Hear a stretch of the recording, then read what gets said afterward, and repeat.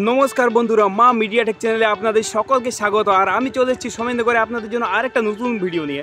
হ্যাঁ বন্ধুরা, আমি চলে এসেছি বাঁকুড়া জেলার তিলুড়ি গ্রাম সংলগ্ন শ্রী শ্রী শান্তিগোপাল ব্রহ্মচারী আশ্রমে। হ্যাঁ বন্ধুরা, এটা শান্তিগোপাল ব্রহ্মচারী মায়ের আশ্রম।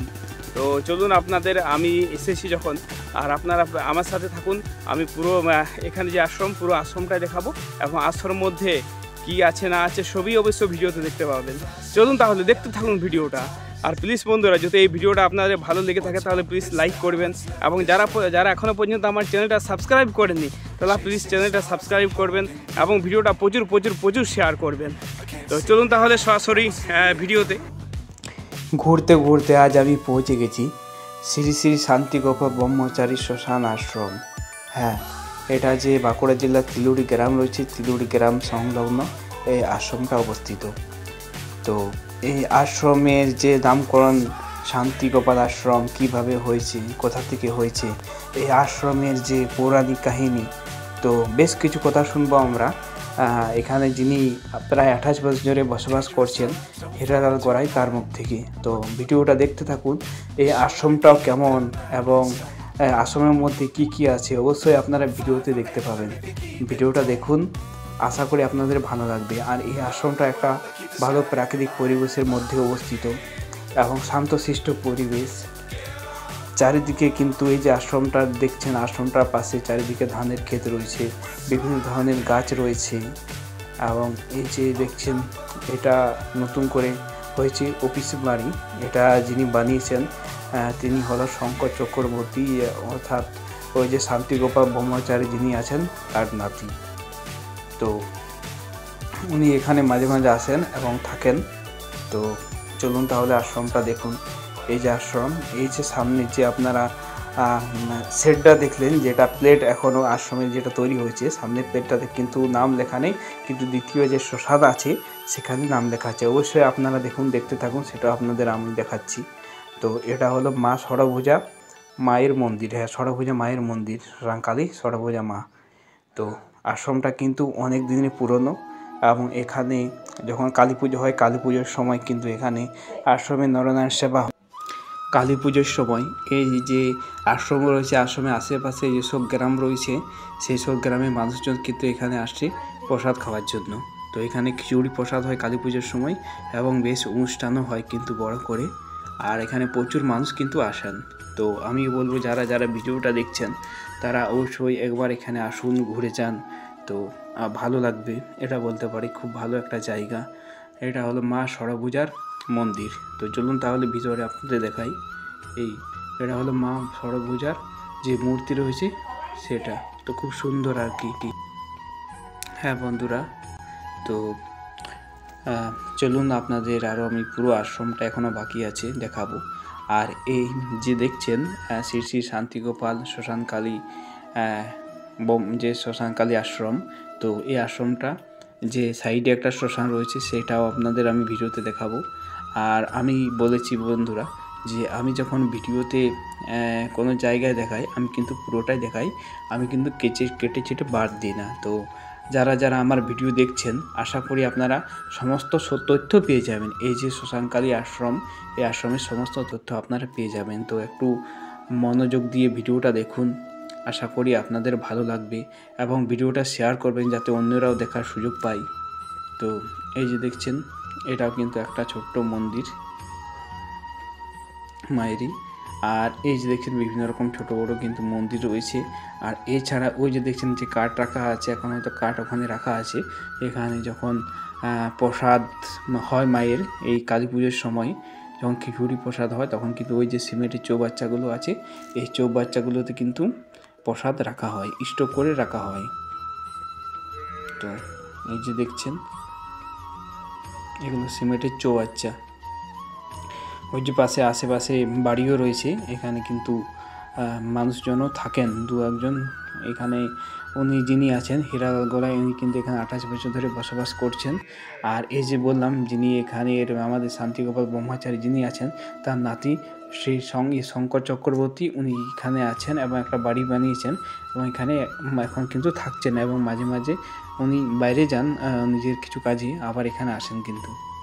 তো এই যে দেখছেন আমি ওখান থেকে বেরিয়ে গেলাম। এই যে একটা জোরের মতো আছে, এইটা দিয়ে এখন আমি যাচ্ছি। এটা কিন্তু একটা সিমেন্টের পুল বানানো আছে, আর মাঝখান দিয়ে একটা জোর বয়ে গেছে, এটা দামোদর নদীর সাথে মিশেছে। তো চলুন ওই পাশের যে মন্দির রয়েছে সেগুলো আপনাদের দেখাই।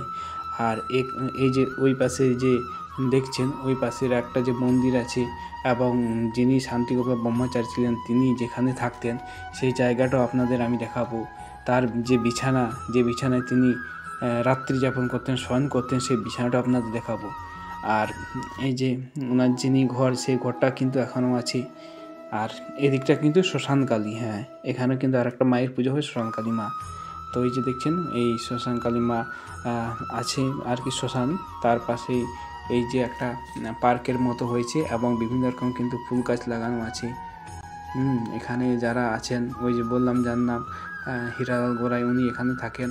এবং এখানে যে আশেপাশে জায়গাগুলো উনি কিন্তু মাঝে মাঝে সবজি লাগান, ফুলের গাছ লাগিয়েছেন এই যে দেখছেন, এবং নিয়মিত এই ফুল গাছে জল দেওয়া, এবং তিনি যে সবজি লাগান সেই সবজিতেও জল দেওয়া, উনি কিন্তু করে থাকেন এই কাজগুলো। এবং এই পরিষ্কার পরিচ্ছন্ন করা উনি কিন্তু এগুলো করেন। আর এই যে দেখছেন এটা কিন্তু অনেক পুরনো।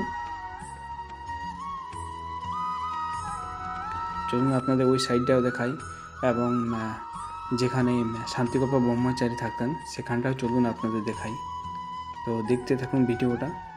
আর ওনার মুখ থেকেও আমরা কিছু কথা শুনবো এই আশ্রমের ব্যাপারে, কিছু অজানা তথ্য যেগুলো জানি না সেগুলো আপনারা অবশ্যই শুনবেন। তো তাহলে ভিডিওটা দেখুন। ওই যে ওই পেরিয়ে গেলাম, এই যে দেখছেন এই গাছটি কিন্তু সাধক ব্রহ্মচারী শান্তিগোপাল লাগিয়েছিলেন। এই গাছটি প্রায় 70 বছর পুরনো। আর এখানে কিন্তু এই শ্মশানকালী মায়ের পুজো হয়।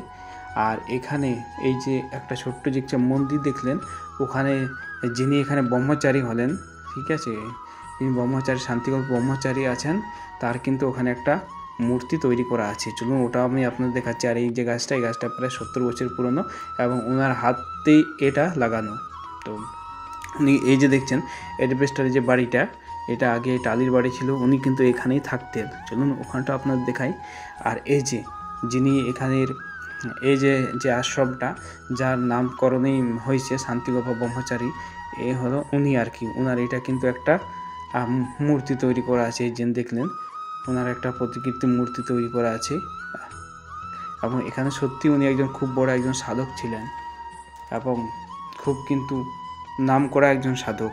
আর উনি এই আশ্রমটাতে কিন্তু প্রথমে একা থাকতেন, আর ওনার হাত ধরেই কিন্তু এই আশ্রমটা আজকে যে জায়গায় পৌঁছেছে, ওনার হাত ধরেই পৌঁছেছে। তো ওনার জীবনে বেশ কিছু কাহিনী আমরা শুনে নেব হীরালাল গোড়াইয়ের কাছে।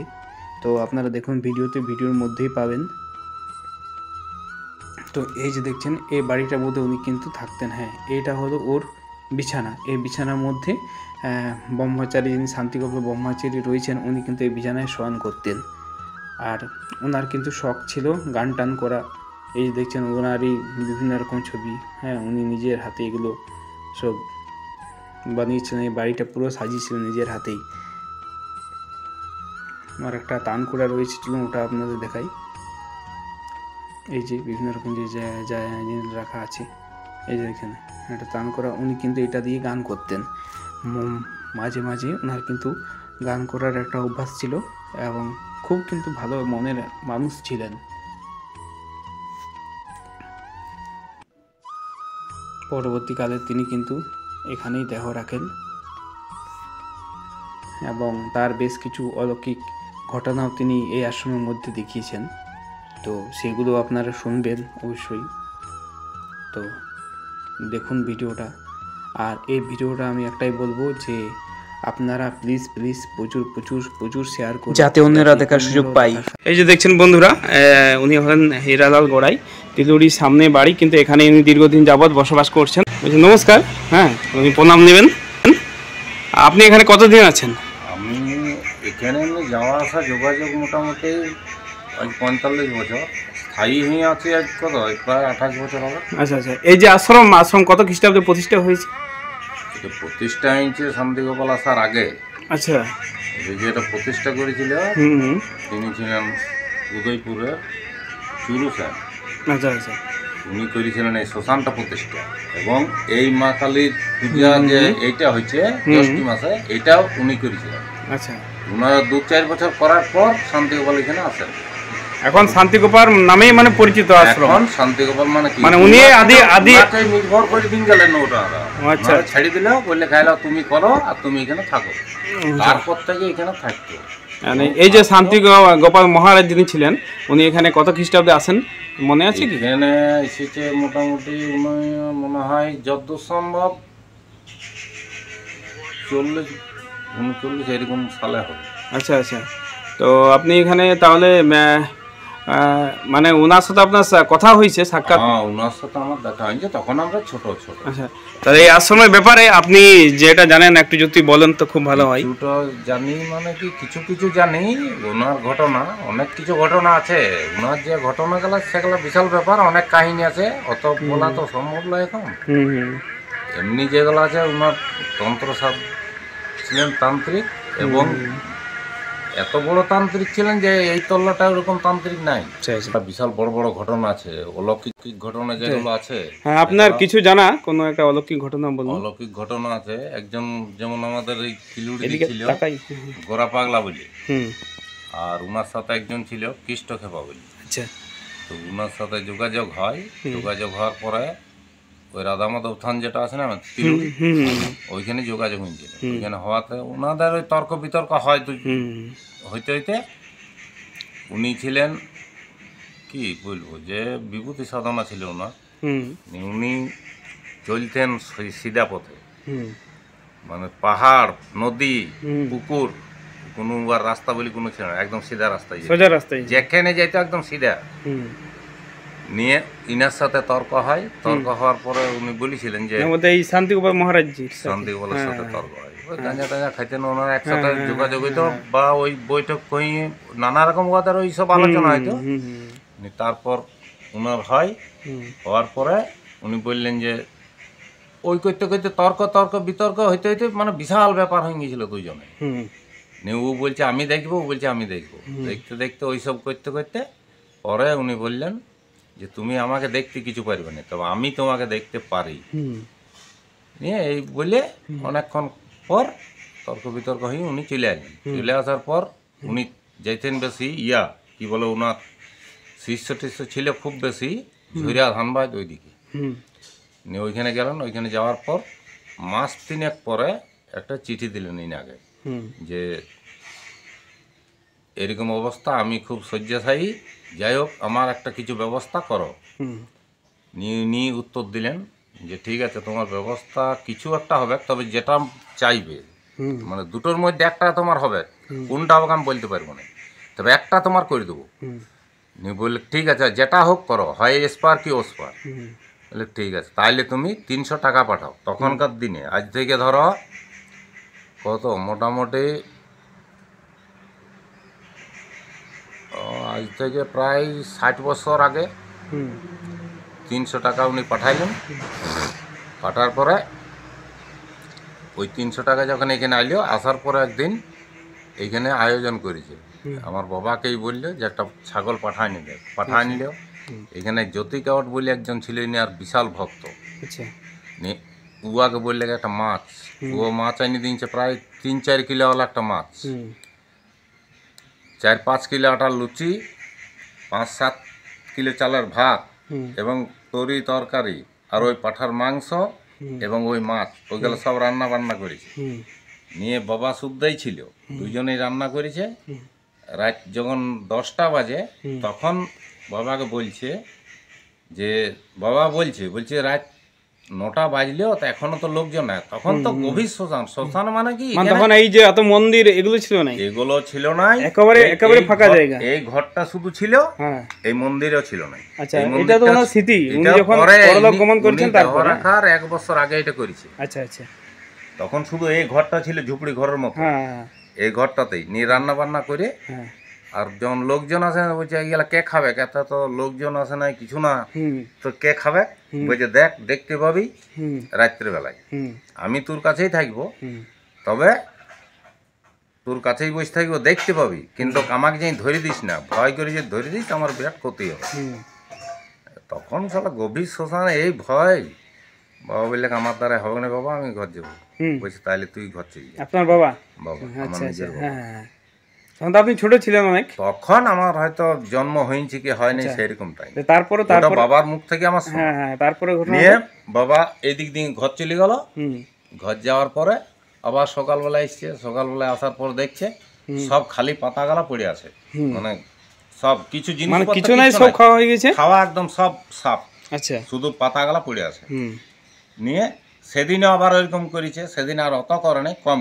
হুম তারপরের দিনে আরো করেছে ওইরকম, হুম 3 দিন। হুম 3 দিন পর সকালবেলায় যখন বাবা আসছে হুম তখন বলছে কৃষ্ণকে বাবা মারা গেল, হুম ওকে বাঁচানো গেল না। হুম।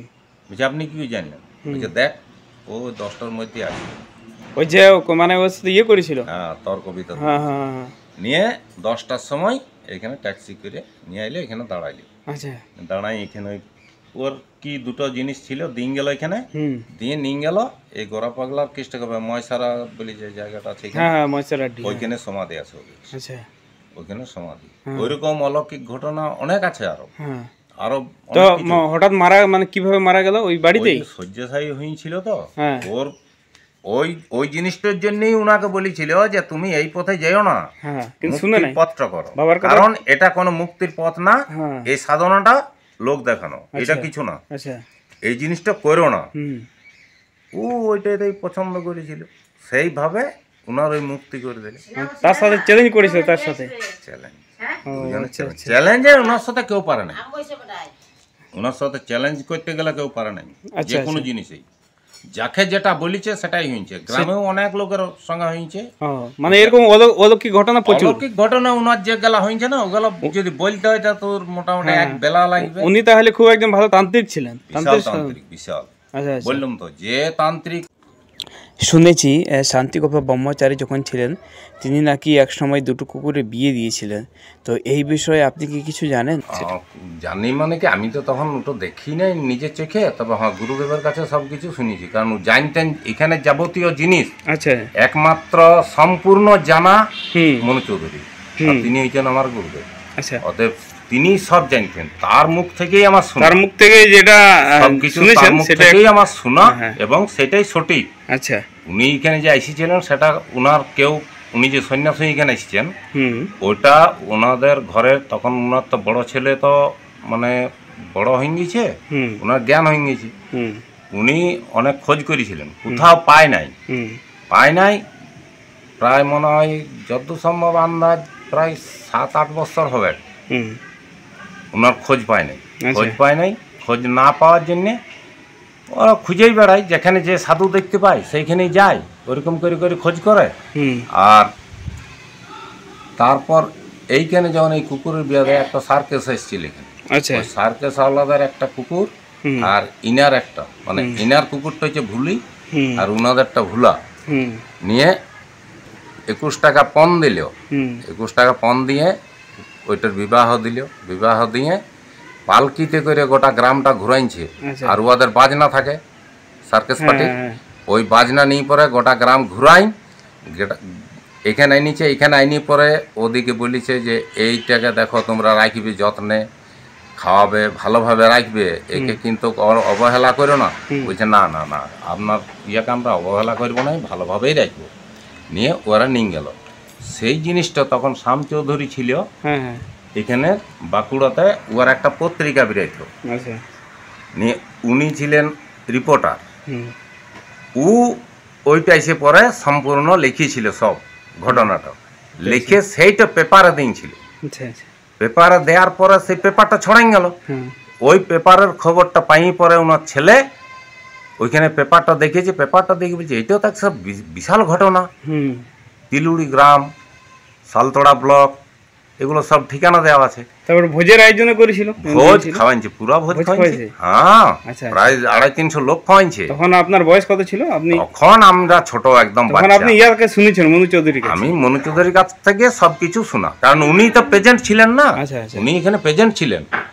নিয়ে ওই জিনিসটা লেখার পরে ওইটা পেপারটা পাইয়ে ওরা এইখানে আইলি। আচ্ছা আচ্ছা। এইখানে এটা করেছিল শান্তিগোপাল ব্রহ্মচারী, শান্তিগোপাল ব্রহ্মচারী নিজে করেছিল। আচ্ছা আচ্ছা। তখন উনি একাই থাকতেন এই শ্মশানে, তখন লোকজন আসতেও নাই।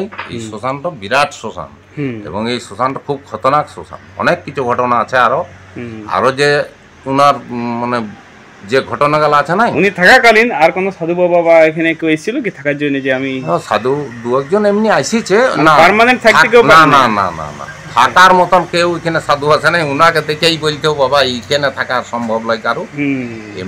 এমনি উনার সাথে যারা যোগাযোগ ছিল সাধুর কাছে সাধু আছে, সেইভাবে লোকজন আসিছে।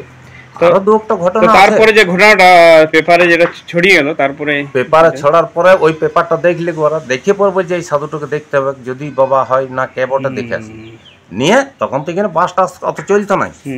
দুর্গাপুরে নেমেছে, দুর্গাপুর থেকে একটা বাস আসতো, ওই বাসটাতে আসিছে, আসে তিলুড়ি আসে যখন ঢুকেছে তখন দেখে অবাক যে আরে এই তো আমার বাবাই। আর ইনিও দেখে অবাক, এই তুই এখানে কি করছিস?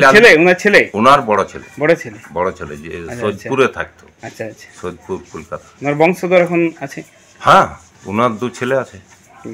আচ্ছা আচ্ছা। ওনার নাম ছিল আশুতোষ চক্রবর্তী। তারপরে আর কি কোনো ঘটনা জানা আছে এখানে হয়েছিল সেরকম? তারপরে ঘটনা জানা আছে আরো অনেক কিছু আছে। ইনার যে বিভূতি ঘটনাগুলা ঘটিছে নাই, মানে আশ্চর্য জিনিস, অনেক কিছু জিনিস আছে। আচ্ছা আচ্ছা। ও বললে পরে বহুত টাইম লাগবে, অনেক টাইম লাগবে। না তেমনি যদি ছোটখাটো আপনার আরো যদি কোনো জানা থাকে সেটা অনেক কিছুই আছে। যেমন ইনি যখন দেহ রাখেন, হ্যাঁ, ওটাও দেহ রাখার সময় আমি জানি, মানে তখন জ্ঞান হয়ে গেছে, আসেওছি।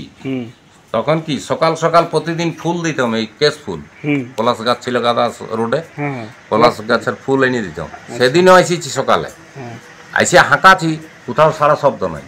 বাস এখান থেকে বেরিয়ে চলে গেলাম, আমরা গরু নিয়ে চলে গেছি। যাওয়ার পরে মোটামুটি 1.5-2 ঘন্টা পর আমরা এখানে এসেছিলাম। তার কটা তখন হয়তো 7:30 8টা। আর ঘন্টা 2-1 পর 10টার সময় খবর পাচ্ছি শান্তিগোপাল দেহ রেখেছি। তখন আমরা নামটাও জানলাম, তার আগে আমরা নামও জানতাম না ওনার। তখন আমরা বাচ্চা ছিল, ছোট নিয়ে এখানে এবারে দেখছি যে তাহলে আগুন দেবে, কলকাতা কে যাবে? কলকাতা যাওয়ার লোক তো খুব কম তখন। এখন আছে শেখর মাস্টারকে জানিস তো? ওর কাছে একদম সত্য ঘটনার পাবে, ওই লোকটা প্রেজেন্ট আছে এখনো। উনাকেই পাঠাইছিল যে যাও ওইখানে সৈয়দপুরে থাকে, আর উনার নাম হচ্ছে আশুতোষ চক্রবর্তী, উনাকে নিয়ে আইসো, কারণ উনি আগুন দেবেন, ওনার বাবা। ঠিক আছে, নিয়ে গেল। যাইছে আসানসোল থেকে যখন ট্রেনে চেপেছে, উনার সাথে মনে হয় বর্ধমানে না কোন জায়গাতে বটে, উনার সাথেই দেখা। উনি কোথাও আসিছিলেন, ওই ট্রেনেই যাচ্ছে। এবারে গল্প করেই যাচ্ছে, তিলুড়ি বাড়ি হ্যান ত্যান অনেক কিছু গল্প করার পরে লাস্ট যখন ওরা হাবড়ি গেছে, মানে ইয়াতে হাওড়া, তখন বলছে যে আমি এরকম তিলুড়ির থেকে এসেছি। আপনি তিলুড়িতে ওখানে একজন সাধুবাবু আছে, চিনেন? হ্যাঁ চিনি তো, উনি তো দেহ রাখছেন, তার জন্যই আমি আসছি। কোথায় যাবেন? না আমি যাব সৈয়দপুরে, ওনার ছেলে থাকে, ওনার কাছে যাব। বলছে আপনি যদি আগে বলতেন তাহলে আর আমি ঘর যেতেও নাই, আমি ওনার ছেলে। আচ্ছা আচ্ছা। কেমন ঘটনা দেখো, এটা বিরাট ঘটনা, বিরাট ঘটনা। এবারে বলছি যখন এত দূর চলে এসেছি, চলো ঘরে দেখা করে ঘর থেকে বলি পর আসি। তাহলে উনাকে খুঁজতে হইল না, ইনার কম শক্তি লয়, ইনি একটা বিরাট শক্তিমান, এবং এই জায়গাটাও একটা বিশাল শক্তিমান জায়গা, বিরাট শক্তি আছে জায়গাটা। তারপরে আপনি কি উনাকে কোনদিনও স্বপ্নে দেখেছেন? এই যে স্বপ্নে দেখেছি, দেহ রাখার পর এরকম দেখেছি। এরকম দেখেছেন রাত্রি বেলা? হ্যাঁ। আপনি কথা না, অনেক দূর থেকে। একবার যেমন আমি খুব ভয় পাচ্ছিলাম, গুরুদেবের খাবার নিয়ে আসতাম রাত্রের বেলায়, রাত 9:30টার পরে আসতাম, কারণ ওনাদের ঘরে 9টার আগে খাবার হইতো না। 9:30টার পর আসতাম। আর এইখানে একটা অ্যাক্সিডেন্ট হয়েছিল রোডে, ওইটাতে খুব ভয় পেয়ে গেছিলাম আমি, খুব ভয় লাগতো। আমি বলছি আমার তো রাতের বেলা আসা আমার বড় মুশকিল, ভয় লাগছে আমার খুব। বলছি ভয় কি, যা আমি এখানে দাঁড়াবো, যেটা এখানে প্রত্যেক দিন দাঁড়াই টর্চ মারতো, মানে এত আমার ভয় পেত। হঠাৎ ওইরকম ভয়, আর শ্রাবণ মাসের দিন, পুরো মেঘ অন্ধকার, তখন লাইন আসে নাই, তিলুড়িতে লাইন নেই।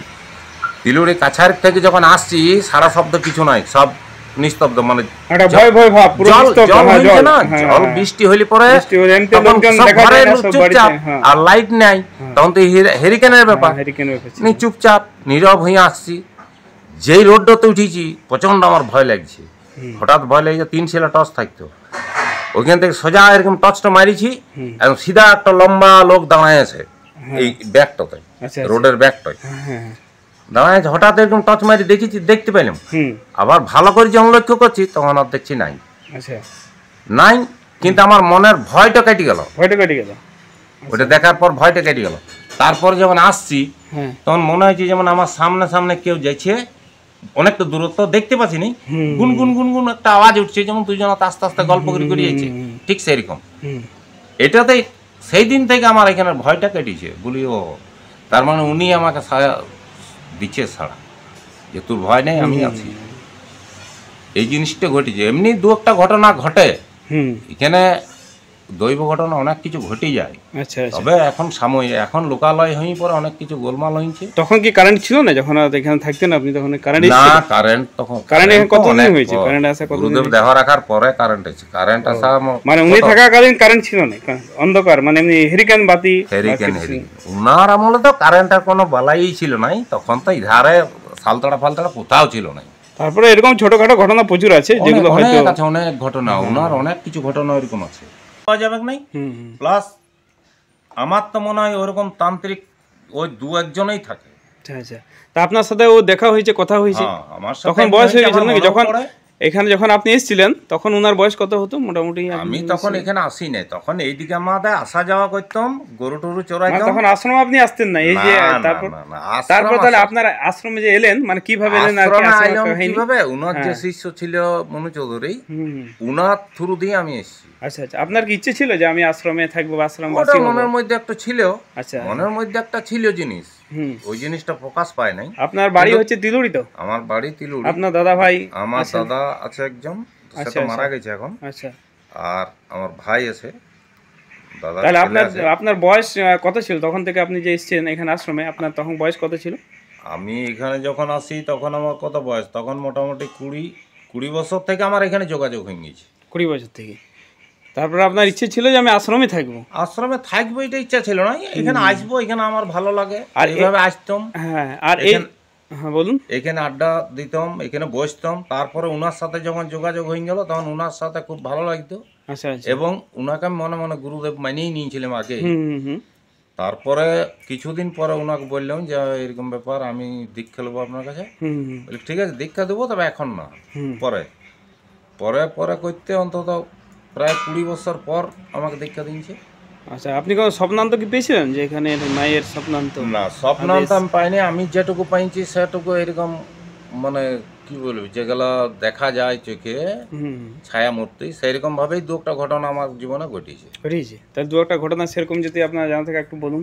সেগুলো 2-একটা ঘটে যায়। যেমন একবার খুব ভয় পেয়ে গিয়েছিলাম, আমি এখানে আসতাম তখন ওনার খাবার নেই রাতের বেলায়, নিয়ে খুব ভয় লাগছে, শ্রাবণ মাসের দিন, আর অন্ধকার মেঘ, গভীর অন্ধকার, তখন তো লাইন ছিল না আমাদের ছিল, অন্ধকারে আসছি, রোডে আসছি যখন, তখন আমার প্রচণ্ড ভয় লাগছে। তারপর হঠাৎ দেখছি 3 শিলা টর্চ থাকতো আমার কাছে, টর্চ নিয়ে আসতাম, টর্চ মারছি ওই শিমলতলার ওই কোনটাতে, এরকম যেই টর্চটা মারিছি হঠাৎ দেখছি একজন বিরাট লম্বা লোক একজন দাঁড়ায় আছে। ওই রোডটাতে উঠলাম, উঠে আমার কিন্তু ভয়টা আস্তে আস্তে কেটে গেল। তারপরে উনি যেমন এইদিকে আগে আগে আসছে, গুনগুন করে কথা বলছে, যেমন 2টা লোকে আস্তে আস্তে কথা বলি আসে, ঠিক সেরকম মনে আওয়াজটা আসছে, এইরকম করে আসছে। আমার মনে হচ্ছে যে আমার সামনে কেউ লোক যাচ্ছে, বাস আমার ভয়টা চলে গেল, আমি এখানে চলে এলাম। এরকম ধরনের 2-একটা ঘটনা ঘটেছে আমার। আর এই যে দেখলাম পাশেই যে শ্মশান, এই শ্মশানটা কি আগের থেকে এখানে যে মৃতদেহ দাহ করা হয় কি আগের থেকেই? না, আগের থেকে, আগে এইদিকেই দাহ হয়, এদিকে এইটাতে দাহ হইতো আগে, তারপরে এই দিকটাতে গোটায় দাহ হইতো। এগুলো আমার দেখিতে ওই দিকটা হইছে। ওটা কি মানে দেহ রাখার 1 বছর আগে ওই দিকটা হয়ে গেছে আলাদা, এই দিকটা আলাদা, এবং দেহ রাখার পরে এই দিকটা গোটাটাই আলাদা। আচ্ছা আচ্ছা। আর ওই যে ইয়েটা মৃতদেহ যেটা দাহ করার জন্য বানিয়েছেন, ওটা কি সরকার থেকে না এমনি আপনাদের? সরকার পঞ্চায়েত থেকে করেছে। ওটাও আজ ক বছর, আজ বছর 5 থেকে 6 বছর। এই যে আশেপাশে গ্রামগুলো যেসব মানুষ মারা যান, তো এখানে সব নিয়ে আসে, তাহলে এখানে আনে বলতে ছোটা গ্রামের মানুষ আনে, কি কোন কোন গ্রাম? ইটুড়ি, তিলুড়ি, এদিকে সইড়াকাটা, কাশিহিড় আর ছাতিনবাড়ি। আচ্ছা আচ্ছা। এখানে যে এরকম কোনো চার্জ বা কিছু তো নেই যে মায়ের নামে আগে কিছু দিতে হবে, সেরকম না, কিচ্ছু নাই। আচ্ছা আচ্ছা। আর এই যে মায়ের যে মন্দির, এই মানে মায়ের এটা কি শ্মশানকালী না? এইটা শ্মশান কালী, ওটা হচ্ছে ষড়ভুজা কালী। আচ্ছা আচ্ছা।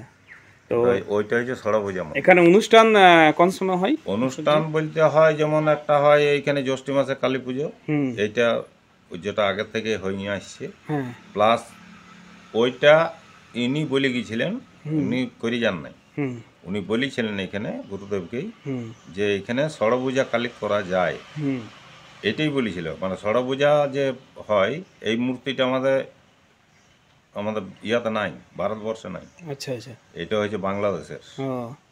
তো ইনার তো আদিবাড়ি বাংলাদেশ। তাহলে আবির্ভাব মানে এই যে মায়ের আবির্ভাব এটা কোথাও বাংলাদেশ, উনি ওই বলেছিলেন মুখে। আচ্ছা। ওটা নিয়েও একটা ঘটনা আছে। এবারে যখন উনি দেহ রাখলেন তখন ওইটা কথা হইলো ওনাদের শিষ্যদের মধ্যে যে এরকম বাবা বলেছিল যে ষড়ভুজা কালী পূজা করা যায়, তো তাহলে এইটা তখন কামাখ্যা সাধু বলেছিল, গোপীনাথ রীত আশ্রম আছে তার, উনি ছিলেন ইনার প্রথম শিষ্য। উনি বললেন ঠিক আছে করো, আমি সব বাতান দেবো, নিয়ে শুরু করলো। উনি যে বছর দেহ রাখলেন তোমার বাংলা হচ্ছে 1373 সালে উনি দেহ রাখছেন। উনি দেহ রাখার পর ওনার শিষ্য এখানে কে ছিলেন? ওনার শিষ্য বলতে ছিলেন যেমন কামাখ্যা সাধু ছিলেন, যিনি কামাখ্যা চৌধুরী ডক্টর ভাই দাদা। হ্যাঁ হ্যাঁ। আচ্ছা আচ্ছা। তো উনি কি এখানেই থাকতেন? এখানে না, এখানে থাকতেন উনি সন্ধ্যায় প্রত্যেক দিন এখানে আসতেন। উনি কিন্তু উনার আমল থেকে বরাবরের ওর নেওয়াটা ছিল। আর তখন বিভিন্ন রকম যে ওষুধ, আপনার আয়ুর্বেদিক ওষুধ, ওগুলো উনি করতেন। এখনো কি হয় ওষুধ, আয়ুর্বেদিক ওষুধ এখনো হয়? আপনি করেন তো নাকি? এখনো কিছু হয়। আচ্ছা আচ্ছা। আর উনি করতেন তখন বানপুরে ওষুধ গেল ওনার কোয়ার্টারে, আর উনি বানপুর চাকরি করতেন তো ইস্কোতে। ইস্কোতে চাকরি করতেন উনি? ইস্কোতে চাকরি করতেন। চাকরির আগের থেকে উনার এখানে যে আসা যাওয়া, এবং ইনার সাথে উনি যতটা মিশেছেন অতটা আর কেউ মিশে নেই। আচ্ছা আচ্ছা। উনার কোনো শিষ্যই অতটা মিশে নেই, মানে উনি একদম ডেলি রেগুলার উনার সাথে যোগাযোগ, প্রতিদিন আসতেন। আর এখানে প্রসাদের যে এই যে প্রসাদের আয়োজন হয় যে সময়, মানে কালী পুজো হয় যখন আপনার কার্তিক মাস না, তখন তো প্রচুর প্রচুর মানুষ তো এখানে প্রসাদ খায়। তো এটা কত খ্রিস্টাব্দ থেকে চালু হয়েছে কিছু মনে আছে? বলতে পারবেন? ওইটা ওই চালু হয়েছে তখন থেকেই। ওই উনিই চালু করেছিলেন কি? ওই মনু চৌধুরী এই সব এখানে যাবতীয় করেছেন উনি। উনি দেওয়া রাখছেন। উনি ছিলেন যখন ছিলেন তখন শুধু একজন সাধু আছেন, এবং এটা একটা ছোট্ট মতো আশ্রম, শ্মশান, উনার ভয়ে কেউ আসতেও নেই মানুষ। হ্যাঁ, তবে আপনাকে আরেকটা কথা আমি জিজ্ঞেস করছি, আপনি তো এখানে অনেক দিন ধরে আছেন, তো এখানে থাকাকালীন আপনি কোনো রহস্যমূলক কিছু ঘটনা এই আশ্রমে দেখেছেন কি? সেরকম মায়ের আশ্রমে অনেক কিছু ঘটনাই দেখা যায়, তবে ওগুলা বলার মতো লয়, ওগুলা অনুভব করতে হয়। রাত্রির বেলা আপনাদের তাহলে কোনো ভয় বা কিছু লাগে না? এখন আর ভয় লাগে না। উনি স্বয়ং যে মা আছেন ষড়ভূমি মা, এখানে দেখেছেন কি ওনার কোনোদিনও যে কোনো মানুষ, এটুকুই আমার অভিজ্ঞতা, এখানে যদি কেউ উনাকে স্মরণ করে এবং তার শরণাপন্ন হয়ে থাকে, তার ভয় লাগলে আবার সাথে সাথেই মনে হবে যে আমাকে আবার কেউ বলছে তোর কোনো ভয় নেই, চিন্তা নেই। এখানের মা তো খুব জাগ্রত এবং প্রচুর মানুষের মনের কামনা পূর্ণ হয়েছে। অনেক ফল পায় এখান থেকে, বহু লোক বহু কিছুতে অনেক। আপনার জানা এরকম মানে যেটা আপনার জানা কোনো যদি ঘটনা থাকে আপনি বলুন, যেটা মানে হয়েছে আর কি, কারোর জীবনে সাকসেস হয়েছে, সে হয়তো মানে কষ্ট পেতে পেতে ভালো জায়গায় গিয়েছে এবং সুস্থ স্বাভাবিক এরকম আছে। তবে এখন অতটা আমার টাইমের অসুবিধা আছে, এখন একটু সময় অসুবিধা। আচ্ছা আচ্ছা আচ্ছা। এগুলো হইলে আরো আবার পরে আসতে হবে, পরে আবার পরে সময় করে আসে বললে তাহলে বলা যাবে অনেক কিছু। ঠিক আছে, মানে বিকাল দিকে। আর আপনি এখানে কি প্রত্যেকদিন পুজো করেন মায়ের? হ্যাঁ, আমি পুজো করি প্রতিদিন। আবার এমনি থাকলে যেমন এখন ওর ওই নাতি এসে, আর একজন নাতি আছেন না, কি ওনার নাম? ওর নাম হচ্ছে, ভালো নাম হচ্ছে শঙ্কর চক্রবর্তী। আচ্ছা আচ্ছা। আর উনি তো আগে কি আসতেন মাঝে মাঝে? আজ মোটামুটি আসছে প্রায় বছর 25 হবে। ওই এই ষড়ভুজা কালী পূজায় আসে, কার্তিক মাসে একবার, আচ্ছা আর একবার তো জ্যৈষ্ঠ মাসে। ওনার জীবনের এই যে বললেন যে শান্তিগোপাল মহারাজ ছিলেন, ওনার জীবনের কিছু ঘটনা মানে এই তার ছেলে মেয়ে কজন, তার আগের জীবনের ঘটনা উনি আসার আগের, উনার উনি ঘটনা যে কি কে ছিলেন এবং কি করতেন আগে? উনি তো অ্যাকচুয়াল আগে ছিলেন ফরেস্টের সার্ভে অফিসার। আচ্ছা, বিরাট স্টাইলিশ চাকরি ছিল এবং বিরাট বড় ধরনের একজন অফিসার ছিলেন। বড় ধরনের অফিসার ছিল এবং উনার যে ঠাটফাট ছিল হ্যাঁ হ্যাঁ। বিরাট লাক্সারি। ওনার বাড়ি কোথায় ছিল? আদি বাড়ি ওনার বাড়ি হচ্ছে কুমিল্লা, কুমিল্লা, বাংলাদেশ। বাংলাদেশ। আচ্ছা, আর ওইখান থেকেই উনার হয়। আর উনি যে চাকরি করতেন কোন জায়গায় সেটা কি জানা ছিল? ওটা বাংলাদেশে করতেন, হ্যাঁ, আচ্ছা, এবারে আচ্ছা। কোন জায়গায় ওটাও বলতে পারবো না। তারপরে এখানে আসার রহস্য তো ওইখান থেকে আসার রহস্য হচ্ছে ওইখানে বিয়ে করেছিলেন তো? ছেলে উনার মেয়ে আছে? উনার বিবাহে দুবার। আচ্ছা। প্রথম পক্ষের ছেলে আছে একটা, হুম। এবং প্রথম পক্ষের ছেলে প্রথম পক্ষের স্ত্রী মারা যাওয়ার পর আচ্ছা, ওই ছোট বাচ্চা তখন আরো দ্বিতীয়বার বিয়া করলো। প্রথম পক্ষের ছেলে কি এখানে আছে এখন? আছে, এখন নাই, এখন দেহ রেখেছে, এখন নাই কেউ। আগে আসতেন? এখন আর কেউ নাই, প্রথম পক্ষেরও নাই, দ্বিতীয় পক্ষেরও নাই। দ্বিতীয় পক্ষের নাতি নাতনি তাদের আছেন? আছে। প্রথম পক্ষের আছে আছে, নাতি? আছে। তারা আছেন? প্রথম পক্ষ, হ্যাঁ তারা আছে, মাঝে মধ্যে আসে আচ্ছা, তারা। আচ্ছা। তাদের আছে বাড়ি ইয়াতে, কলকাতা সৈয়দপুর। আচ্ছা, আচ্ছা। ওনার বাংলাদেশের ঘটনা, প্রথম এই সাধু জীবনের ঘটনা যেটুকু শুনেছি, হুম। ওইখানের থেকে উনি ওই সার্ভে করতে গিয়েছিল নাঙ্গলবান্ধ বলে একটা জায়গা আছে হুম। বাংলাদেশে। ওটা একটা আশ্রম, আচ্ছা। মানে লোকনাথ বাবার আশ্রম। হুম। ওইখানে গিয়েছিলেন উনি সার্ভে করতে। হুম। ওইখানে সার্ভে করতে যাই পরেই ওনার কি ওখানে বিভূতি ঢুকিছে ভিতরে, কি দেখিছে জানি না, হুম। উনি প্রকাশও করেন না। হুম। ওইখানেই ওই সমস্ত ড্রেস চেঞ্জ করে দিয়েছে। আচ্ছা, মানে চাকরি একদম ছেড়ে সোজা খুলে গেছে। এখানে চলে এসেছেন? ওইখানে খুলে দিনছে সব কিছু, হ্যাঁ। খুলে বাড়ি এসছে। হ্যাঁ। বাড়ি আসার পরে তখন দ্বিতীয় পক্ষে বিয়া করেছে। হ্যাঁ। করার পর আসিছে, আসার পর উনি সাধু হইছে। আচ্ছা। ওইখান থেকে এসে সাধু হইছে। উনি সাধু হওয়ার পর আইলো, আসে ওনার যে দ্বিতীয় পক্ষের স্ত্রী, সে তো বয়স কম, হুম। নিয়ে ওর যে শাশুড়ি মা অনেক কিছু বললো, এরকম ব্যাপার কেন, এইরকম করলে কি করে হবে, বিবাহ করেছে, এইসব নানা কথা বলেছে। হুম। বলার পর উনি ওই সামনাসামনিতেই ছিলেন। সামনাসামনিতে থেকে ওনার অন্তঃসত্ত্বা হলো স্ত্রী, আচ্ছা। দ্বিতীয় পক্ষে। হুম। তারপর উনি কিছুদিন ঘোরাঘুরি করছিল, ও শাশুড়ি এরকম অনেক কিছু কথা শোনাইছিল ওকে। হুম। তারপর উনি নাকি স্বপ্নে পাইছিল যে লোকনাথ বাবার, যে তোর সন্ন্যাস হবে যদি তোর স্ত্রীর গর্ভে হুম। পুত্র সন্তান হয় তাহলে তোর সন্ন্যাস হবে, আর যদি কন্যা সন্তান হয় তাহলে তোমার সন্ন্যাস হবে না। হুম। এই জন্যে উনি ওই ঘুরিছিলেন, ওই আশেপাশেই ছিল। তারপর যখন খবর পাইল, 1 বছর ওইরকম করে ঘুরতে, 10 মাস পরে যখন বাচ্চা হয়েছে, খবর পাইলে বাচ্চা হয়েছে, তখন উনি দেখতে গিয়েছেন সামনাসামনি, যাইয়ে দেখেছে যে হ্যাঁ ছেলেই হয়েছে। ওই যে ওইখান থেকে নিরুদ্দেশ হয়েছে, হুম। আর ওনার খোঁজ পায়নি। উনি কি এখানে ডাইরেক্ট এসেছিলেন ওখান থেকে? না, তাহলে আগে উনি ওখান থেকে কোথায় ছিলেন, কোথায় কি জানি না। হুম। অনেক দিন পর বাঁকুড়া এসছে। বাঁকুড়ায় এক শ্মশান ছিল, বিশাল এরকম শ্মশান, যে শ্মশানে কেউ রাত্রে থাকতে পারতো না। আচ্ছা, উনি থাকলেন ওইখানে এসে ঢুকেছে। ঢোকার পর ওখানে মানুষে বলছে যে এখানে তুমি থাকতে পারবে না, কেউ আজ থাকতে পারে না। বলছে আমি থাকবো। উনি ছিলেন। থাকার পর আর উনাদের মনে হয়েছে যে সাধু সালা একটাও তো থাকে নাই, সকালে হয়েছে তাকে যাই দেখছি কেউ নাই, কেউ নাই, মানে রাত্রেই কেউ পালায় থাকতে নিয়েছে, পারতেন কোনো রাত্রে? সাধু থাকে নাই। আচ্ছা। আবার ওই দেখি এই সাধু কি করছে, হ্যাঁ। এসে দেখছে সাধু ঠিক আছে। হ্যাঁ। ও আরও তো অবাক, বলছি কি ব্যাপার, আজ পর্যন্ত কোনো সাধু ওইখানে একটাও থাকে নাই, থাকবো বলেছে কি থাকতে পারে নাই, এ কি করে থাকলে? হুম।